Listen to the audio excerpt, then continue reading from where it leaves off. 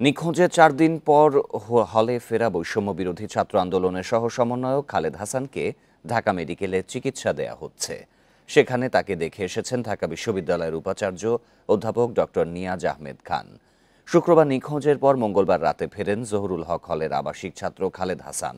পরে সহপাঠীরা তাকে হাসপাতালে ভর্তি করেন।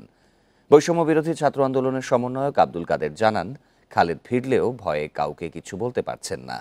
শুক্রবার বিকেলের দিকে টিএসসি থেকে দোয়েল চত্বরের দিকে যাওয়ার সময় রিকশাতেই জ্ঞান হারান।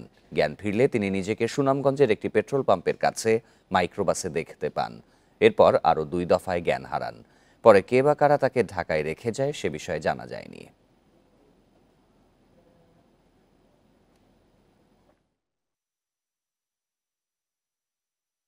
এখনো সে ঠিকভাবে খাওয়া দাওয়া বা কথাবার্তা বলা সেই স্বাভাবিক অবস্থায় নেই। ডাক্তারদের তত্ত্বাবধানে রাখা হয়েছে, ওনারা কিছু টেস্ট দিয়েছেন, সেই টেস্টগুলোর রিপোর্ট আসলে খালেদের শরীরের প্রকৃত অবস্থা জানা যাবে।